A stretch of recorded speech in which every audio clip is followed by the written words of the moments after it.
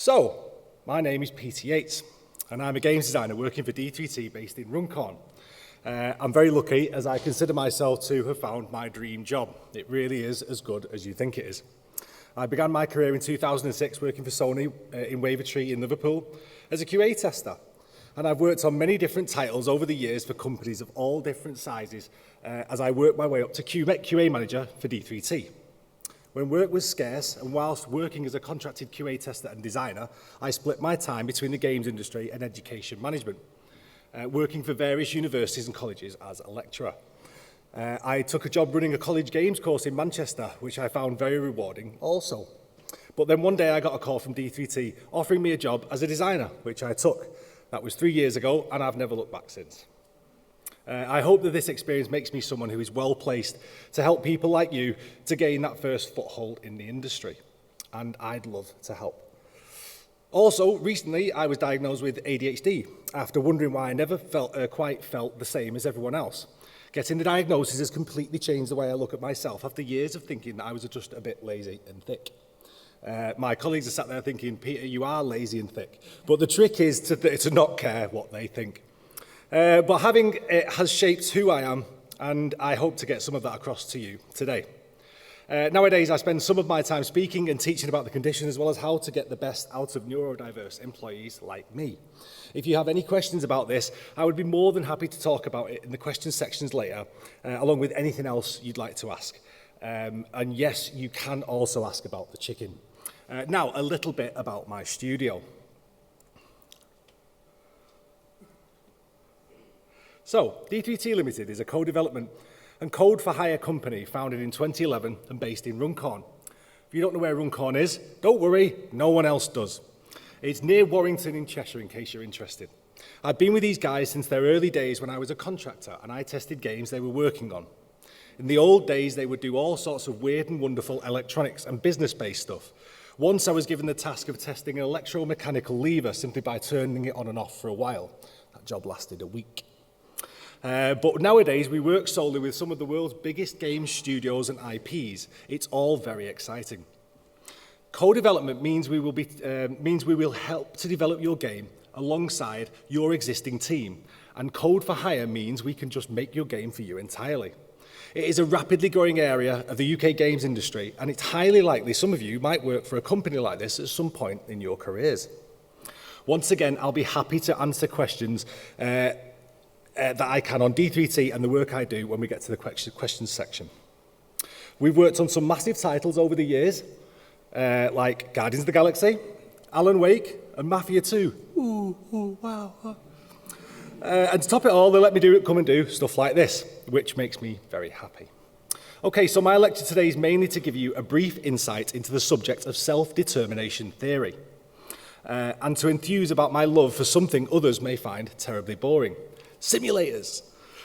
In particular, a slightly obscure submarine simulator from 2017 that I will be using as my example to help you understand each aspect as fully as I can. Self-determination theory is not something that I feel I can teach you completely in this short form fashion, but I would hope that if you haven't heard of it, that it might pique your interest and persuade you to do some research yourself, and to add it to your games design toolbox. So I want to talk to you today about a game called Cold Waters. It's a submarine combat simulator that came out way back in 2017. It's set in a universe where the Cold War has escalated to a global conflict at the brink of nuclear war. You are the only thing standing between the human race and annihilation. The game gives you access to a huge arsenal of submarines from around the world, spanning decades of the conflict, with a long campaign mode and many individual and staged scenarios for you to play through. Even though I adore this game for the joy it has brought me and for the hours of sleep I have missed in order to finish its lengthy missions, I do also bear the scars from playing it. I've played Cold Waters for a long time, a really long time. The game is incredibly hard to master, very long-winded and unreasonably hard to understand. Sessions often start with at least 10 minutes of quiet, uneventful sneaking around before any combat occurs, and one mistake can cost you hours of progress. There is some evidence of a tutorial, but these only cover the tutorials and some basic tactics. For example, it doesn't cover how to escape from an incoming torpedo, something which, unless you have the game on its easiest possible difficulty, you have to do often. Some people ask me, why do you play... Try that again. Some people ask me, why do you play this game? Some people say other things by my own joke. I want to dissect why I find this game so compelling when it is, on the surface, at least, a less than perfect product. Although currently there is no unified hypothesis of how human motivation works, there are many theories. One of the most respected ones is called self-determination theory. It has powerful uses within the field of games design as a way of giving your players the correct incentive to use your mechanics in the way you intended, and of giving your players the best chance of achieving a fully immersive and enjoyable experience. It is this theory I will use as the basis of today's talk. This theory states that a person can be motivated to do things by external or internal forces. To be motivated externally means to be materially rewarded to do a task through payment or with goods or services, or to be threatened to do something, either with physical or financial means, the carrot and the stick approach. Now, extrinsic motivation doesn't really apply here. To be motivated externally means that your personal reasons for doing things have been put to one side due to the motivation provided by the cold, hard cash. Having an external motivator like that can reduce the feelings of autonomy and therefore reduce intrinsic motivation. Intrinsically motivated behaviours tend to be motivated by enjoyment, interest, or satisfaction, whereas extrinsically motivated behaviours tend to be motivated by a feeling of obligation or responsibility. Not great factors for enjoyable gameplay, so let's leave extrinsic out of it for now. Intrinsic motivation is doing something because simply doing it brings you joy and a sense of accomplishment. Playing a game that was perfect in this respect would be like a breeze to you. You could get so absorbed that every session would last hours but would feel like minutes had passed. Intrinsic motivation is driven by 3 factors. Competence, knowing how good you are at something and how much you have progressed in terms of your ability. Getting bigger and better weapons as a reward for levelling up XP, or seeing your rank improve as you kill larger enemies will both fall under this category, a reflection of the player's increasing skills and dominance. Autonomy, being able to control the world around you and shape it to your will. This is reflected in options like character creation, clothes or character skins, choosing weapon loadouts to suit your playstyle, and even providing good accessibility and control options can all help your players achieve this feeling of power over their experience. Relatedness, being able to rate your progress and prowess against others in favourable ways. The main example here might be leaderboards for online games, where you can see your score tallied against other players.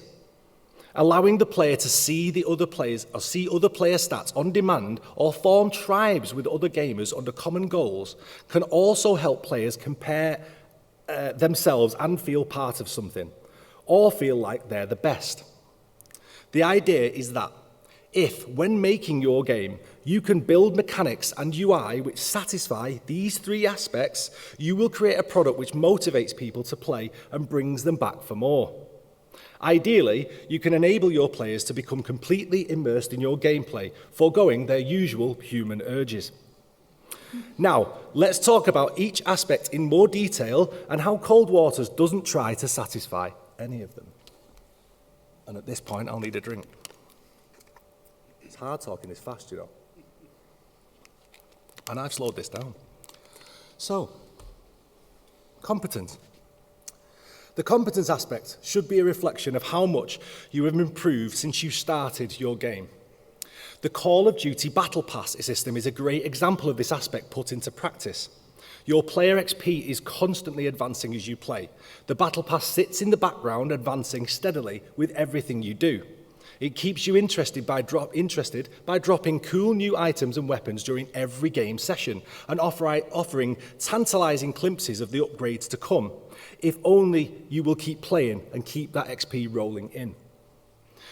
The feedback from a well-thought-out progression mechanic like this makes the player feel like they have increased their skills and celebrates the progression they have made at every step.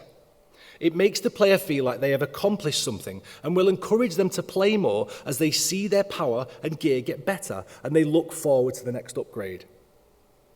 You'll be surprised to learn that Cold Waters isn't very good at this type of feedback. If you do manage to finish a battle scenario where you may have had to take on an entire battle group alone, you see this screen, which generally just informs you of the ships you didn't even notice, let alone launch something at. It's like they chose to motivate me by taunting me with my failures. In this case, as you can see by the oil slick bubbling from my position, that the opposing submarine captain was also kind enough to launch a torpedo just before my torpedo sank his boat. He sank me after his own death. They can do that. The campaign mode is no different. If you actually manage to win a mission, a game session which could have taken you a couple of hours and involved much struggle and stress, Cold Waters presents you with this thoroughly underwhelming screen.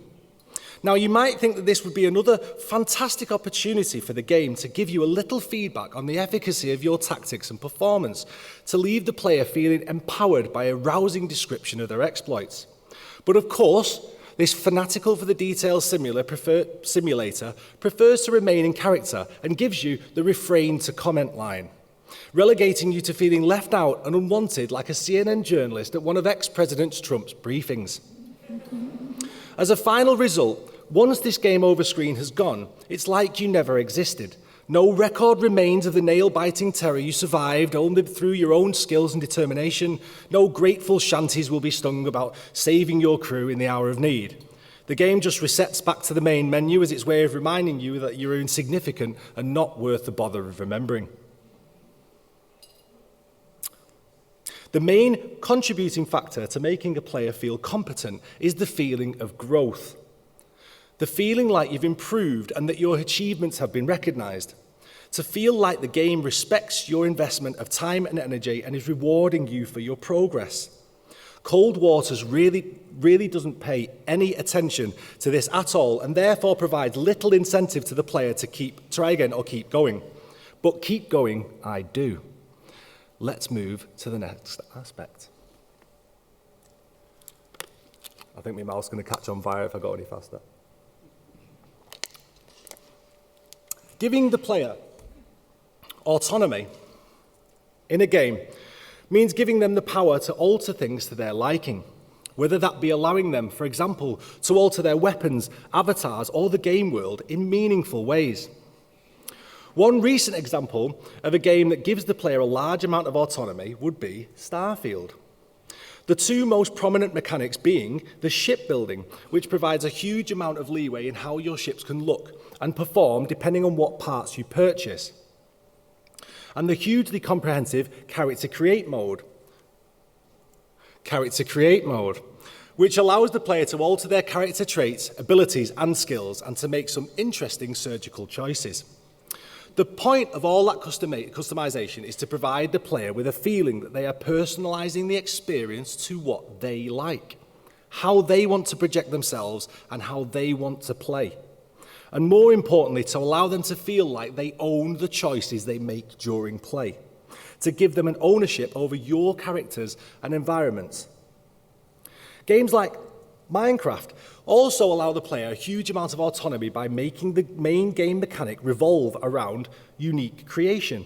Whether you build for fun to farm pigs, the shape and size of your whether you build for fun or to farm pigs, the shape and size of your creations is completely down to you. Once you have built a huge creation, you cannot help but feel attached to it. And that is the magic of autonomy. It can even be assisted by a full and comprehensive.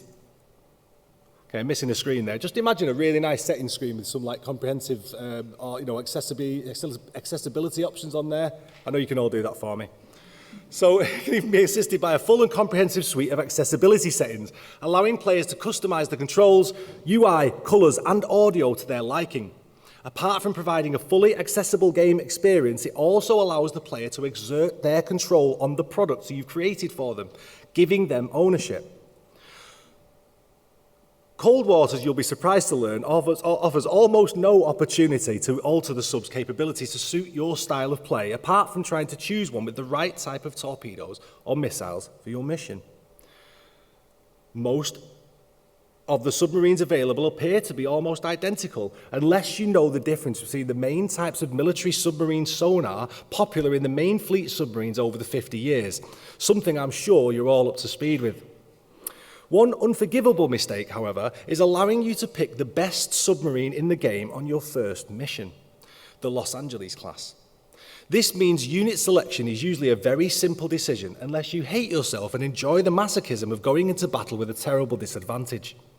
But most importantly, in one foul swoop, it completely removes any incentive for the player to change anything.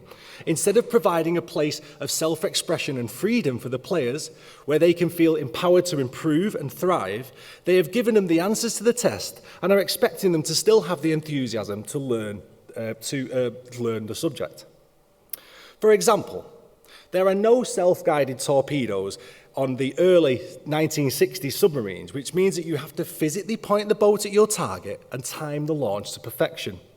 I can't describe how difficult this is, especially when you're avoiding 3 Mark 45 torpedoes and an AWACS at the same time. I'm honestly surprised the Navy still thinks submarines are an effective weapon, given how hard it is to hit anything at all. Did I mention how difficult this game is already? So there's little incentive for the player to make it even more difficult for no discernible reward. This means that during most cold water sessions, you start a game, pick out one or two good submarines, and then just decide how many torpedoes to take. Overall, not a very well-tailored experience.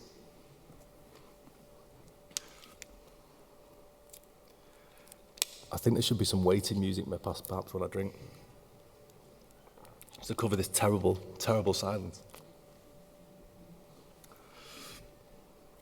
So, online multiplayers are the best examples of this aspect, as they have the most opportunity to compare you to other players. The leaderboard is the most recognised way of achieving this, showing your rank against all the other players for each game you play. This can be rather harsh, though, if, like me, you are not the fastest person on the planet, and it can even have a detrimental effect on a player's motivation to play. That's why it can be very beneficial to highlight other types of scores or stats in your UI to help players see a full range of their abilities. If you highlight enough of them, you'll always find something somebody is good at. When it comes to our exemplar game, Cold Waters, I doubt any of you will be surprised at how it handles it. There is no multiplayer, no local co-op, no spectators, not even achievements. It is an old-style simulator where you pit yourself against the game's difficulty alone, and no one will ever know of your struggles and hardship. But it is one of my favourite games of all time. How can this game that has had so little attention paid to the retention of its players captivate me so? Admittedly, there is a huge list of things that this game doesn't do well, but I am here to show you that, in fact, it takes care of some of these aspects very well, just in ways that you might not expect.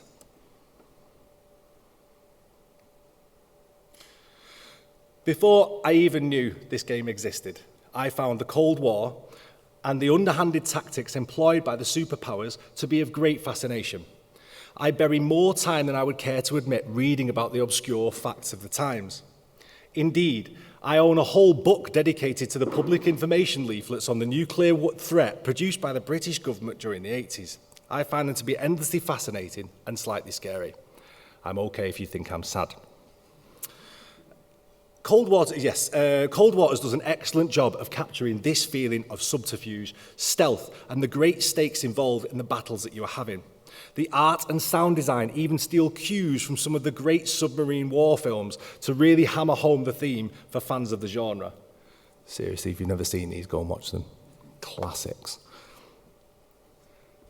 It was this feeling that got me through those long, uneventful periods and persuaded me to take the time to learn the more obscure controls from the back rooms of Reddit.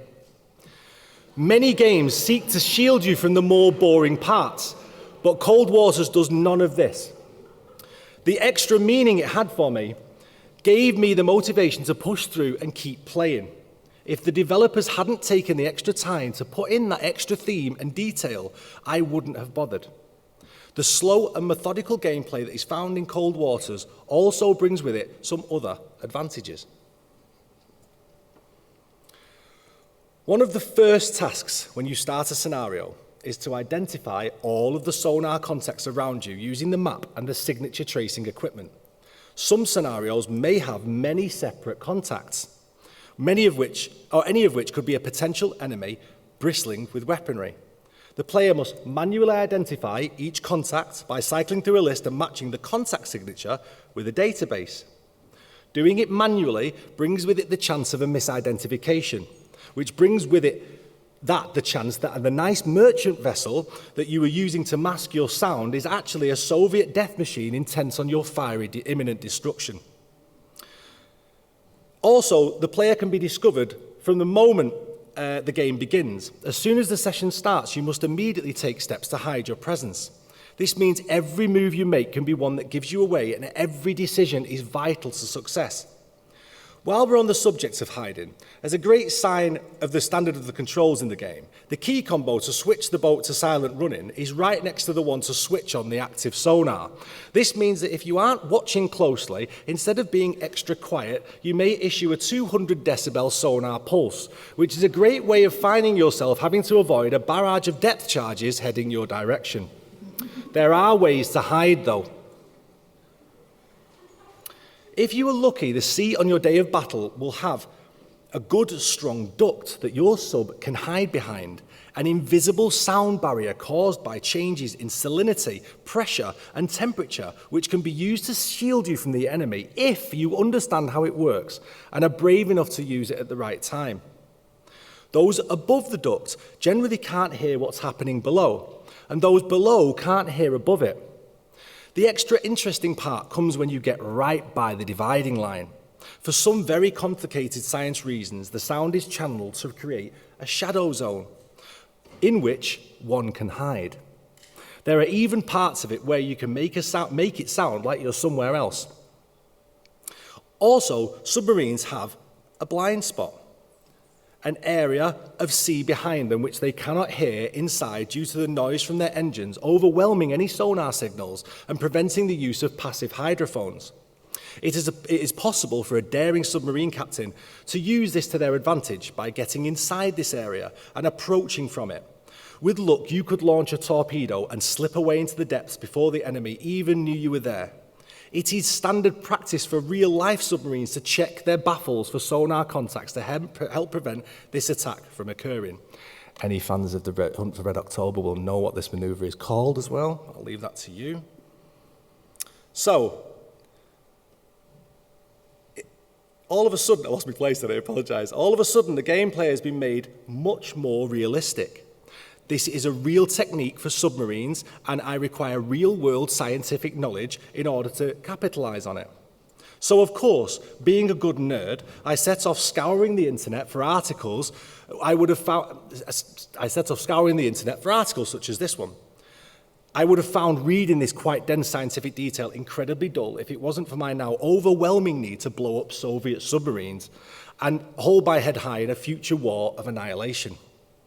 So with all these key aspects in play, Cold Waters cranks up the tension from the very second your game session starts and keeps it there until you stop, without ever really showing you the enemy until the final climatic ending.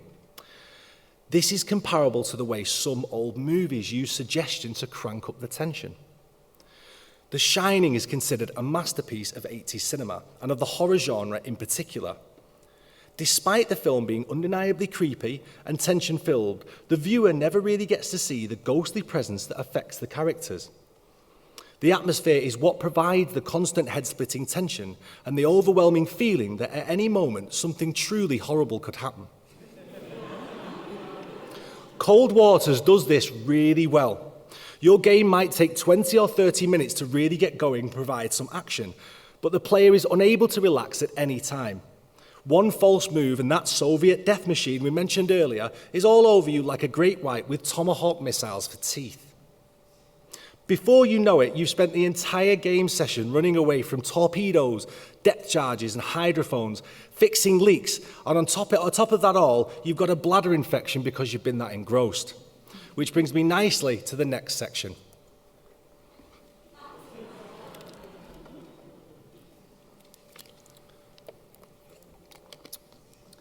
The ultimate success for a game designer could be to produce games which help induce a great range of player types into a true flow state.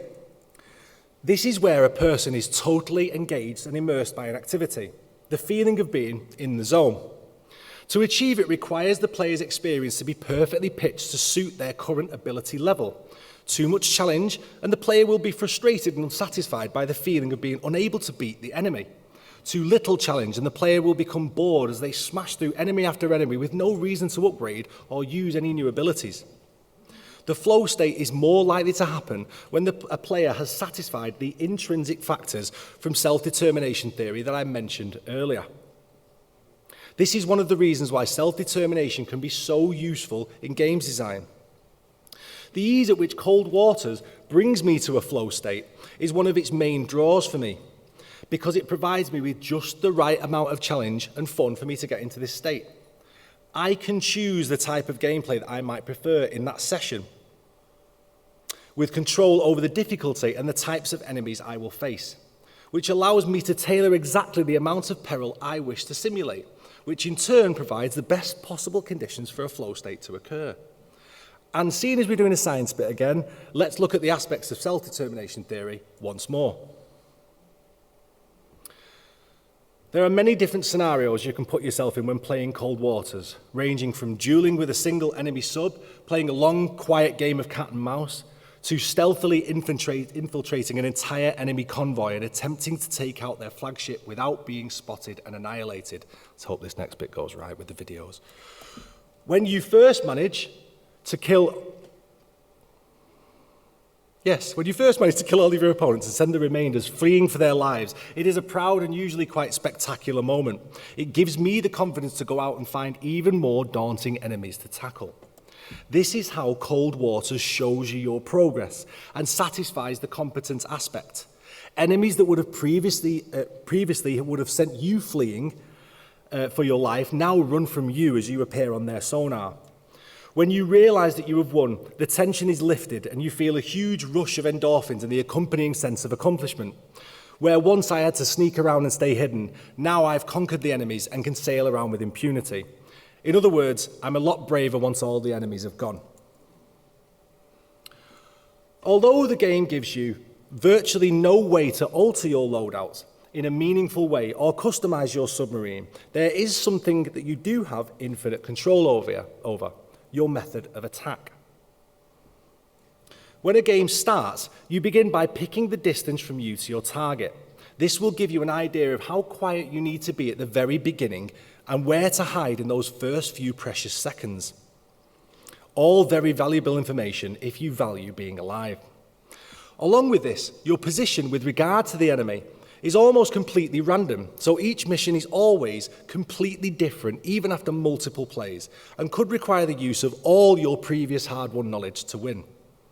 You could find yourself right in front of the enemy and have to cut your engines and sit on the seabed until they pass, hoping you don't hear the dreaded torpedo in the water. That was my impression of it, by the way.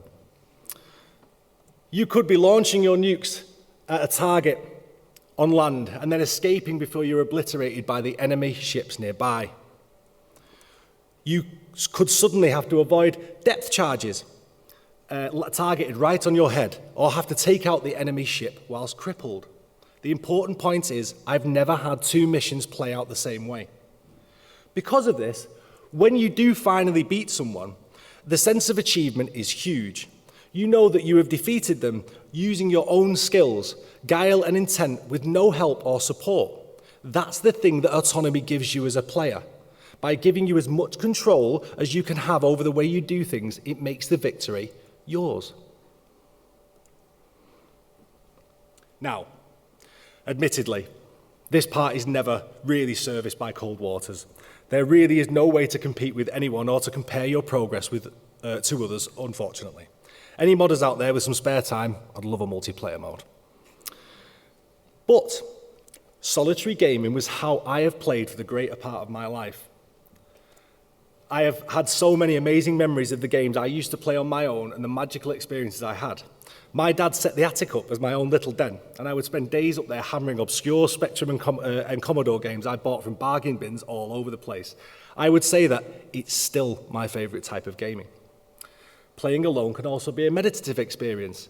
I have no one else to satisfy, and there are no egos at play. This way, even my failures are positive, as long as I enjoyed myself. It's like a little world I can escape to, where I set my own goals and decide how much struggle I wish to have, and no one can tell me what to do.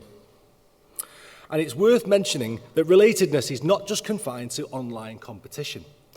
I know Hal really likes Cold Waters too.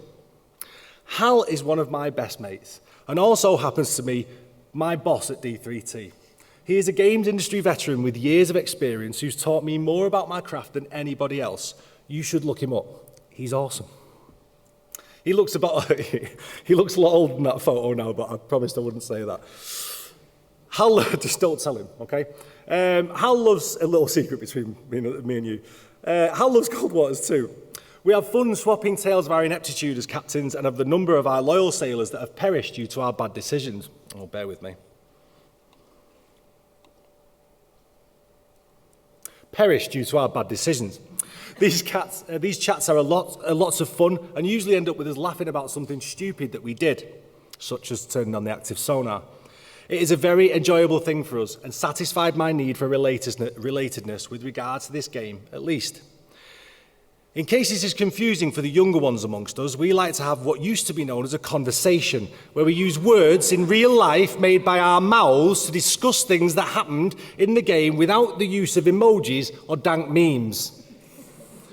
I know this might be unusual for some of you, but I thought I'd take a moment to explain. Old person joke. So, seeing as I was diagnosed with ADHD this year, I have added a new section to my lectures, a TLDR.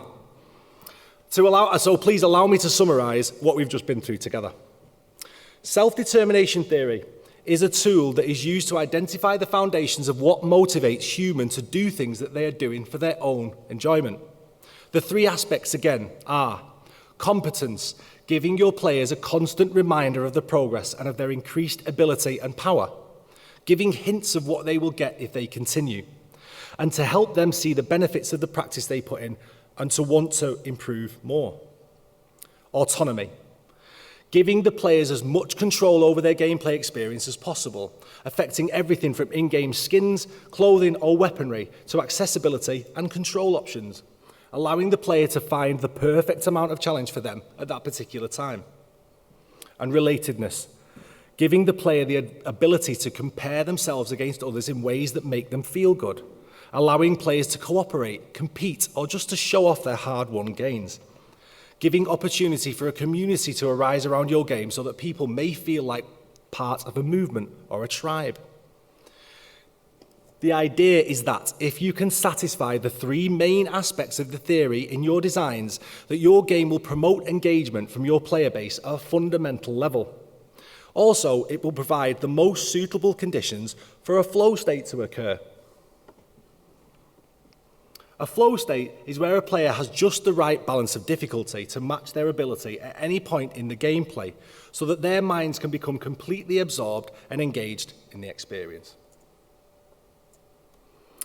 With this lecture, as well as trying to lay out the tenets of self-determination theory, I have tried to show that if you can give your players the same meaning that I get from playing Cold Waters and the same fine-tuning of challenge, even if your game contains no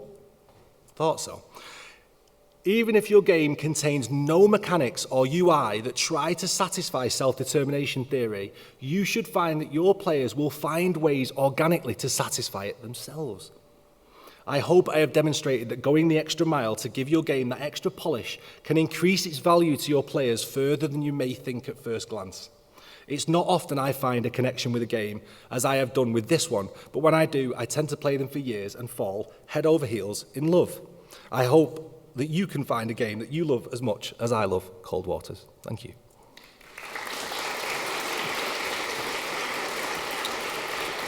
Thank you very much. Do you want to start with Q&A? Oh, yeah, of course, yeah. Rightio, Peter will be taking some questions. So have anyone got any questions for Peter at all? Yeah, we'll go for this one over here at the black top. Do you want to choose? Yeah, I was going for that one anyway, so that's good.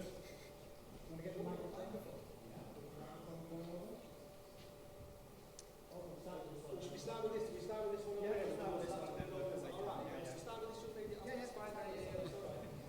I was going to ask about the chicken. Okay, so I used that picture. I wanted to use a fun picture. The chicken, so me and the chicken looking at right? So this chicken had played in the garden, bouncing, just arrived one day. I went to chicken my cat. So I'll save the chicken, and then whose chicken is it? So what you do, the chicken sort of walks around the local neighbourhood with his chicken in the garden.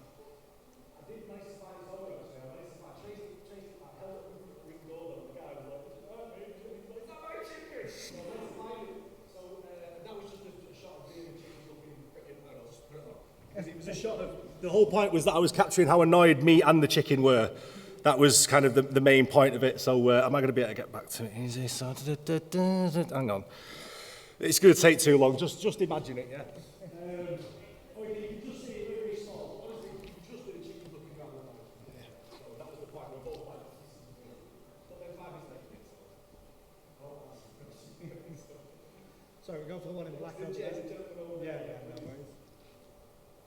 So they took my question about the chicken.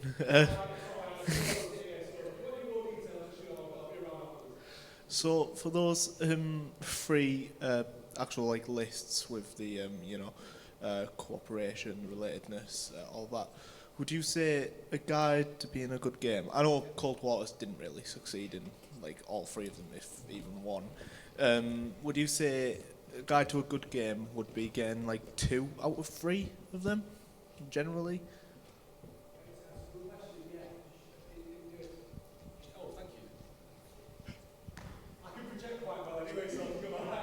Okay, so yes, it's better to hit 2 out of 3 than none at all. Yeah, okay, they should be those 3 things should be taken as a guide that you should try and hit. So if you're managing to hit 2 out of 3, then you're doing all right. Like I said, if it wasn't for my conversations with my friend about Cold Waters, it wouldn't have any relatedness. It wouldn't allow that comparison. So and it still works, but just the ideal is those 3. So yeah. Thank you. A question down here at the front here. You could probably just shout out. Yeah, go for it. Yeah.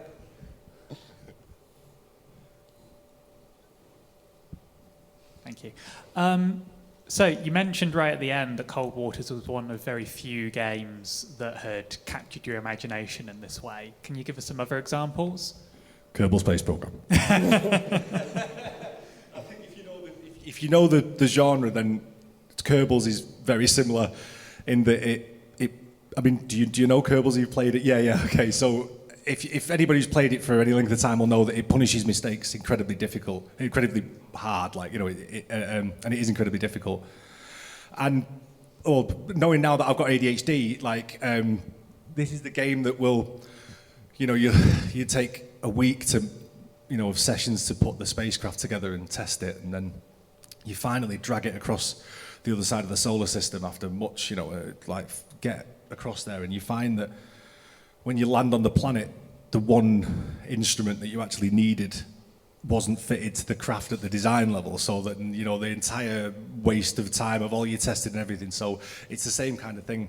But once again, with Kerbals, is it allows me to tailor just the right amount of challenge for what I want for that game session. So because sometimes I can sit down, I'm a bit tired, I can just build something. It's the same with Cold Waters. I can kind of just, I can go for a simpler mission, just poodle around, go for a submarine that I know I can see before he sees me. So I go with something, I can set the amount of challenge that I need. And it's just the same with Kerbals. So, I'll build up to these big missions where I know, okay, tonight's the night, take this lander across the, So yeah, in short, it provides the same challenge. So Kerbals would be the big one. But there are others. Thank you. Fabulous. Have we got any more questions? We've got one on the left and one down here. We'll go for the one down here first.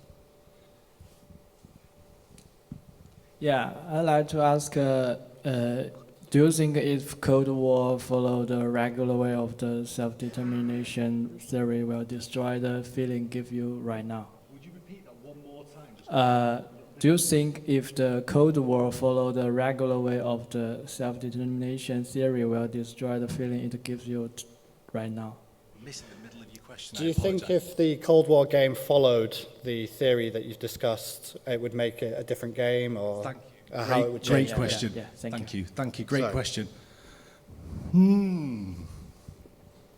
That's a very interesting question because I've almost just spent the entire time explaining to you how not having them makes it what it is. But now I think about it, yeah, there is, if some more of those options were built in, then yeah, I think that would make the game for me a lot more, because I've developed strategies to cope with the things that it's missing. So it's almost my love for the game has caused me to paper over the cracks. So I think that if you were to apply, let's say, give it more customization options. Sorry, I've just thought about how cool a skin on a submarine was. So you imagine having like a Red Bull submarine or something.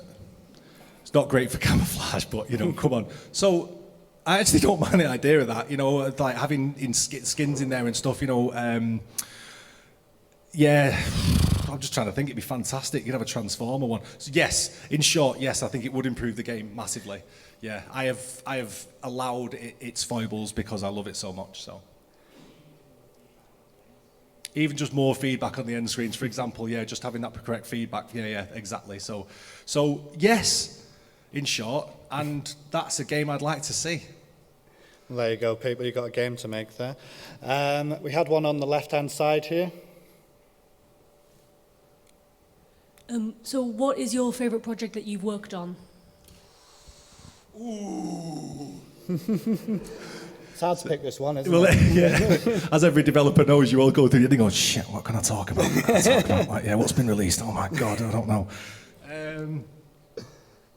Favourite project I've ever worked on? That's a big question because I've worked on some amazing stuff, and I'm not showing off. I'm saying from my perspective, I love my job. I never moan about it. I'm a game designer. It's fucking awesome. I'm not lying. Okay, so I'm going to answer two ways. Firstly, I think actually my favourite project I ever worked on was that I tested a project for the National Holocaust Centre in the UK, and it was one of the most emotionally touching kind of experience I've ever had because it was a 3D recreation or a recording of survivors' testimonies, and listening to that. So part of the testing was to listen to these survivors' testimonies over and over and over again, and it was like an education. I came out of that project a changed man. So there's one aspect of doing such diverse things that we get to do in D3T and kind of doing a huge range of stuff. We were able to cover that. So that was a truly touching project to be a part of. It was amazing. But what I think you're after is cool game stuff. So, I mean, it's been a while since I've worked on anything I can talk about, but let's call it's Shenmue. So the Shenmue remaster I did a few years ago, I was like one of the main testers on that, and that was an amazing project because it lasted for years. We got to know this incredibly, I don't know if you know Shenmue, but it's an incredibly quirky game, if you're aware of it at all, and we got to know it inside out, and knew the words of most scenes at the end of it, and that was, again, it was an incredibly fun project to work on, just because it was so quirky and so weird. Just for example, if you don't know the game, there's a section at the end of the game where you have to spend five in-game days driving a forklift truck. And it does not, I mean, literally you pick up one box, take it back to the same thing, pick up one box, take it back to the same thing. And I remember the first time I tested it, I only realised after 4 days of playing the same thing over and over again, that if you don't follow the route that it tells you, it doesn't skip a day forward. So I was skipping the same day over and over again. So yeah, that was hellish. So the Holocaust Centre for the emotional reasons, but then the Shenmue just for the how cool it was to work on it. Fabulous. Do we have any more questions? We've got one in the middle there. Before we go to that one, I've got a question from myself, actually. Since discovering or since finding out you had ADHD, has that influenced in the games that you go towards to make, or in any way, shape or form, or are you still just making the same games you've always loved, basically? That's a really good question. No. If anything, well, no, because that's the, well, it sounds. That was something I only discovered. Really, Yeah. I wouldn't have known the answer to that, but just from now. So, no. If anything, kind of finding out that ADHD really allowed me to be myself more. Yeah. Solidified who you were, basically. Yes, with yeah. that. So if anything, it's not that I like different things now. I know why I like the things I do so much. So yeah. So, but great question though. Yeah. No, it's fine. got Go one- for the one in the middle there. Yeah, I've got this young man down here as well. So No worries. two more quickly. Cool. No. Hey, really good talk. Oh, hi Joe. Hey, yeah. Hi Joe. I know Joe. Joe's my producer. He's been sorting me out. Hello, Joe. Can you just talk a little bit about how you use self-determination theory in your design work and how it incorporates it into your day-to-day life? You bastard. I'll get you back for that. Yeah. It's a great question, Joe. It's a great question. Okay, so really this is something that should, I use the word infect all of your designs, everything you do, especially related to kind of, I mean, these are all feedback things. So anything where the game's giving you feedback, you want me to start to think about this. Is anything that I'm doing here, could it be affected by these three things?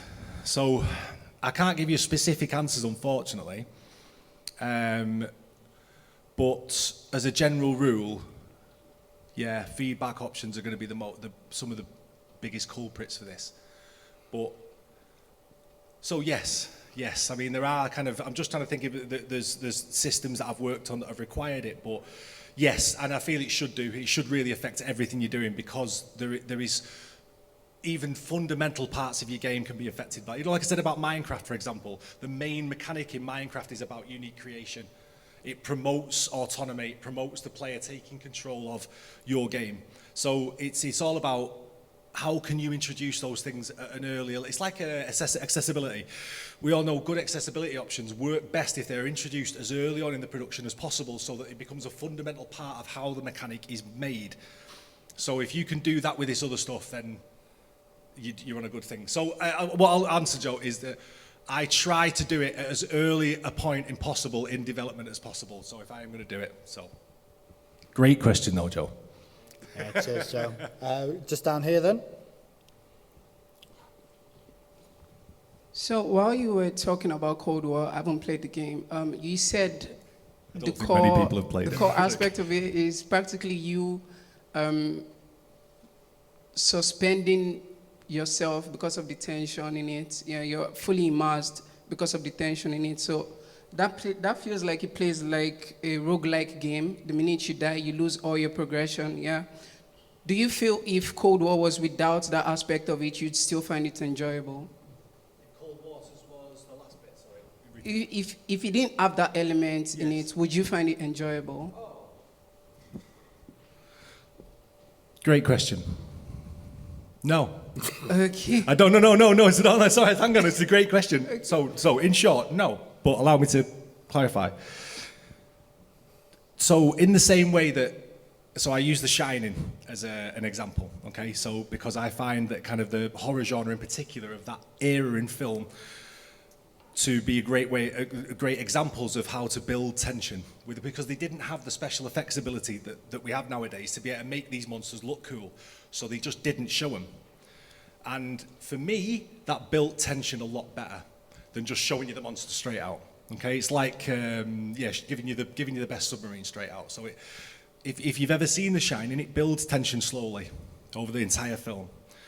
You could say, I'm trying to think of some other examples now. I'm never going to be able to think of one on stage, but that slow ramping in tension will only exist if there is the threat that you're going to lose everything, okay? So like the roguelike, the reason why they're cool is because it makes it's like DayZ, the same thing. You're crouched in a doorway and I'm looking over the road there and I'm thinking, I know there's someone close by and I'm going to do this. Am I going to do it?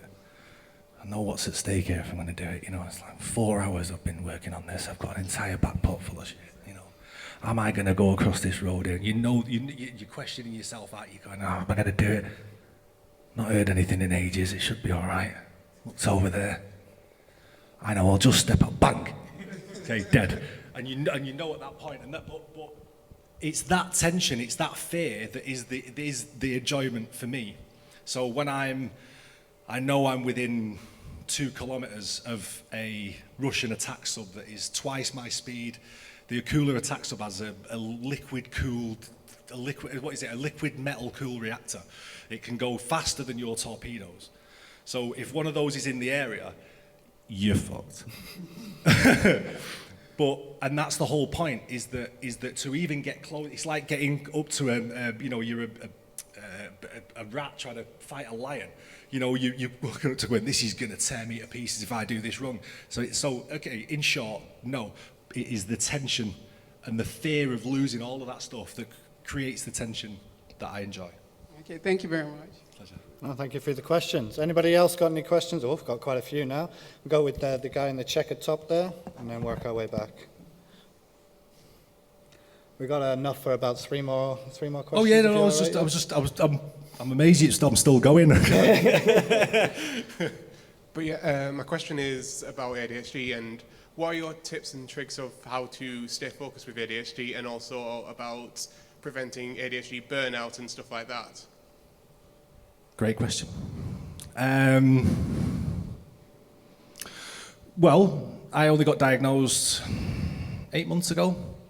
So what I'm going to tell you now is what I have learned so far.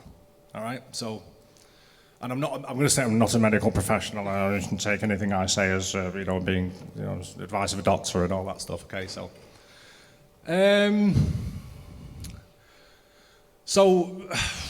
One of the biggest things with ADHD is feeling you're not worthy.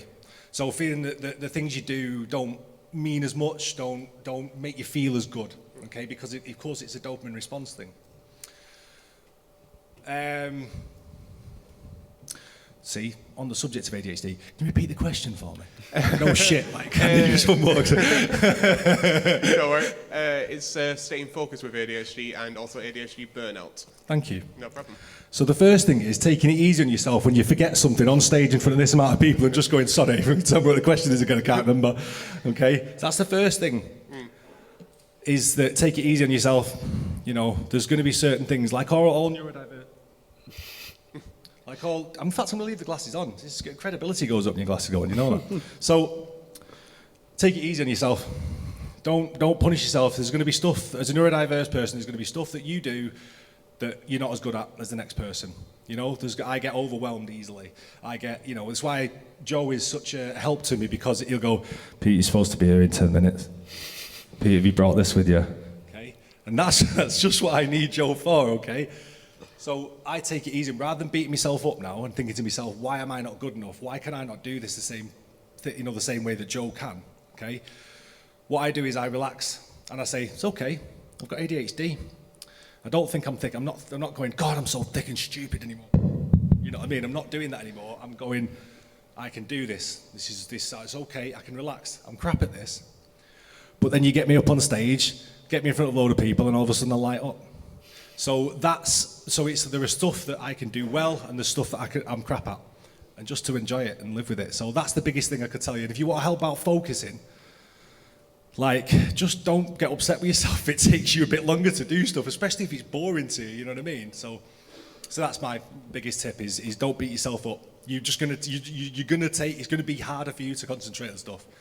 So don't beat yourself up when it's hard to concentrate on stuff. You have ADHD. Okay, I think Thank you for the question, though. Appreciate it. Thank you very much. I'll go for this one on the right-hand side with the black top there. And then we'll take the one at the back there afterwards.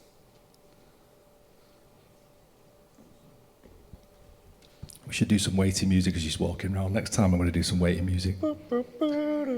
This is a question about when you've played Cold Waters. Have you ever been so engrossed in the flow state that after, when you're done, you've proceeded to read an entire wiki page about the submarine that you've just spent about 3 hours playing as? You sound like you've played this. Not exactly, but I get the feeling. Yeah, I understand. Yes, you sound like you understand at the very least. This is a player after my own heart. I can recognise that. I'm like, yes, the devil recognises his own. So Sorry, what was the question again? I said, have you ever been so engrossed in a flow state that you proceed to read the entire wiki page of the submarine you've just been on? Yes, usually at 4 a.m. before work. Yeah. So yes, and it does do that to me. There is. So going back to the ADHD thing, I have got a hyper-focusy thing going on. Okay, so flow state for me can mean I get stuck there. All right. Okay. Some other people get this. It's not just an ADHD thing, but I feel it quite acutely. So yes. Yeah, so, yeah, totally. I mean, that's how I started reading it, because I understood that the duct, you know, to be able to hide under the duct. I read that. I mean, there's a little bit in the instruction booklet, but most of that I got from, like, dense sonar science kind of papers that are read in sort of reflective zones and all this. So I know more about audio, like hydro-audio dynamics than I should do as a games designer, you know, so yes. And thanks for the question. And then the one at the back there, about halfway at the back anyway. Yeah, just there. We talked a lot about how self-determination is usually fulfilled through mechanics, but do you think it can be fulfilled through more environmental ways and level design? Yes. You sound like you've got an idea. Potentially. Which I'm not going to share to the crowd. Yes. Fair enough. Yes. I'm never going to remember the name. What's the game where you can blow up loads of buildings on Steam now at the moment? The ones where you can smash. What's it called? Teardown. Yeah. Teardown. Thank you very much. It was that's an example of it. It's an environmental game where the whole point is to modifying your environment is the creation. You know, the creation is creating a unique way to blow a hole in this building or something that looks cool, or, you know, that kind of thing. So yes, wholeheartedly yes. Thank you. Without giving away, without giving away more, it's hard to answer more. But yes, definitely. Just have a yes. Fabulous. Right, I think that's all the time we've got for Q&A at the moment. So everybody, give Peter a big round of applause. Thank you very much for being a good audience. Thank you. Are you here for the week?